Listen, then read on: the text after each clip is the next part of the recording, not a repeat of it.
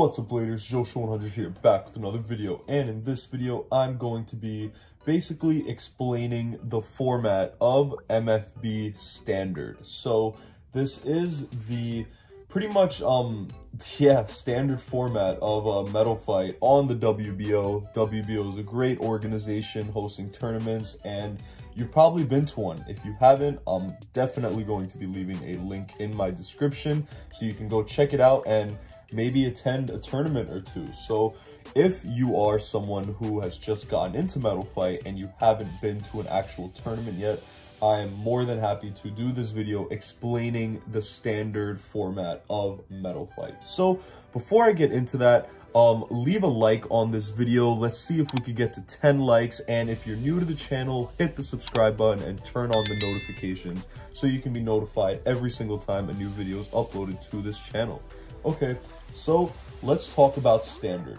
So pretty much, nothing is banned in standard. I'm going to talk about that first. You can use any Beyblade part that you own from Metal Fight. That includes Metal Fusion, Metal Masters, Metal Fury, and Zero G, aka Metal Fight Beyblade Explosion, Metal Fight Beyblade 4D, and Zero G. So because Zero G is also included in this format, it kind of dominates the meta a little bit. When you check out the winning combos for, or like, if you go to a Metal Fight tournament and you verse against really good people, like a good 70%, I would say, would be Synchrome Zero G combos. So yeah, I guess it's kind of unfair, but doesn't have to be unfair if you also have Zero G combos. So yeah, first thing I want to talk about is launchers. So you can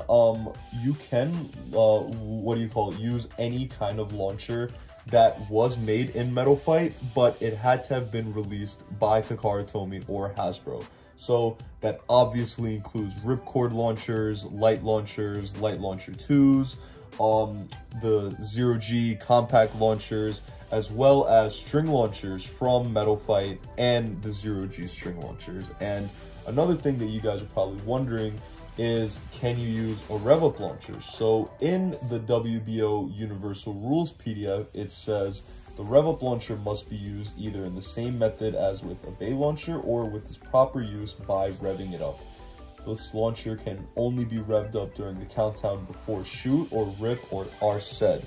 So yeah, you can use a rev-up launcher in Metal Fight Standard. And if you're, not familiar with the rev-up launcher, long story short, that pretty much is the most powerful launcher in Metal Fight. The only thing is, it's very, very hard to actually lay your hands on one, so a lot of people won't actually be able to. And that's pretty much it. I also forgot to mention the LR launcher. That's also allowed. Pretty much everything is allowed. But nowadays, people are making modified launchers. There was a YouTuber by the name of Mechanic Papa who made a launcher that was actually stronger than the rev-up launcher. So something like that is obviously not allowed. There's also people nowadays that are modifying their Beyblade Burst DB launchers to launch Metal Fight. That is obviously not allowed. And another thing that is not allowed is using a left spin string launcher for a right spin Beyblade. I don't even know how that would work, but if you somehow manage to get that to work, it's not allowed. You can't make a right spinning Beyblade counterclockwise and try to steal spin. It's just not allowed. But yeah, so there's that. When it comes to launchers, both bladers, you must be kneeling on the floor right across from each other, and the judge will then say 3, 2, 1, go shoot. So for your launch to be legal, the Beyblade must be launched at the word shoot, and the same thing applies for let it rip. So the judge will be like 3, 2, 1, let it rip. The Beyblades, both of them, must be launched when the judge says rip. So yeah, that's pretty self-explanatory. When it comes to stadiums, though, there's only one stadium that is legal in Metal Fight Standard, and you probably guessed it, it is none other than the BB10 Attack Type Stadium. No Zero G Attack Type Stadium, no Burst Standard Stadium, no Pro Series Stadium, just the BB10. Now, that does prove a little difficult nowadays when people want to host Metal Fight Standard, because the BB10 is pretty much impossible to find. Well, it's not impossible to find. You could actually buy one right now. The problem is it's just super, super, super expensive and taxed up right now, that if you weren't lucky enough to have a BB10 from back in the day, I mean, you're kind of screwed. You know, they go anywhere from like $100 to $300. I've even seen. It's ridiculous. Speaking of that, real quick, I want to throw in a quick note. There is a repro BB10 in the works right now with a lot of the people in the higher ranks of the WBO, that, you know, with the goal of it being tournament legal and easily accessible. So I don't know, at the time this video is being made, there is only one stadium that is allowed, and that is the BB10. Maybe in a couple months from now, you know, that repro stadium will actually be allowed. So we don't know. But yeah, so the way you win in Metal Fight Standard, the way you win a match is obviously regular sleep out, which, if you're not familiar, is when one Beyblade is spinning longer than the other Beyblade, so that's obviously going to be 1 point. And another way, or the only other way, is through a stadium out, which, again, if you don't know, is when a Beyblade is knocked out of one of the 3 areas in the BB10, and the one remaining in the stadium is the winner. So you need to get 3 points in order to win that battle. And yeah, those are the only 2 ways that you can, you know, go. A lot of people have questions on mods.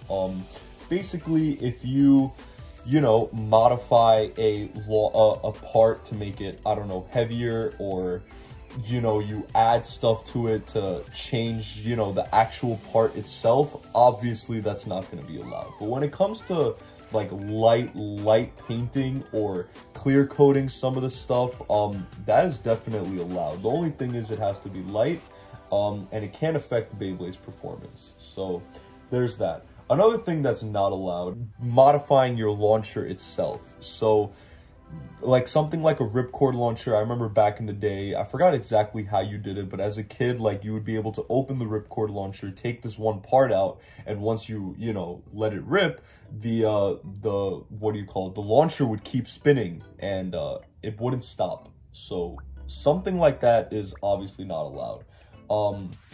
But you can actually coat the inside of a launcher with a lubricant. That is still legal in Metal Fight Standard.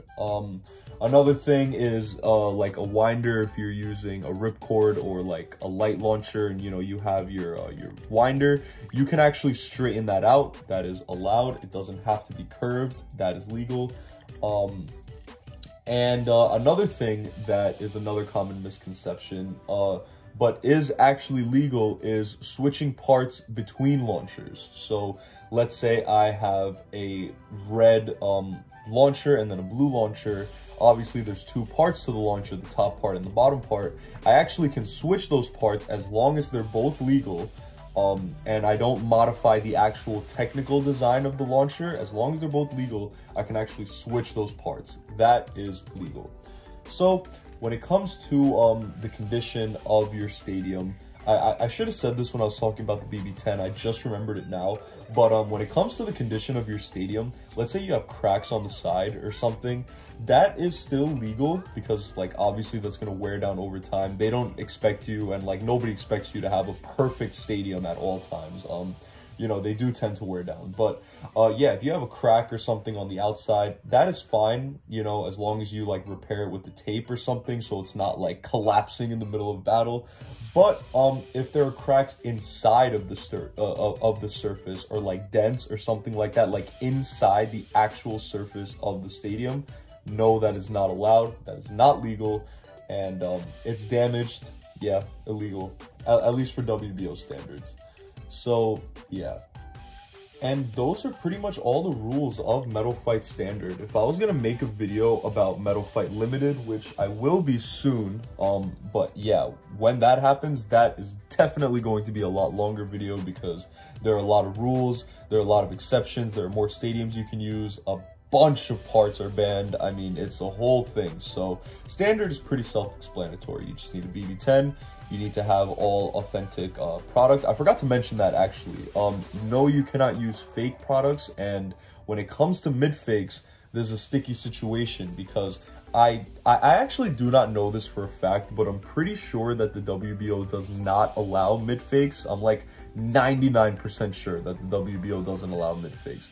But the problem with this is, like, majority of the judges at WBO tournaments are not going to be able to tell the difference between an authentic product and a mid fake product because of how similar they are. And even right now, there's like a whole database, and like if you gave even the best metal fight enthusiast like a mid fake, you know, bay and an authentic bay, she would probably also have a difficult time trying to tell the difference. So yeah, it's a whole mess. So yeah, they're banned and illegal, but it's very hard to actually tell if a product is a mid fake or not. So there's that. So yeah, mid fakes and fakes not allowed. Authentic products only. That also includes launchers, like I said before.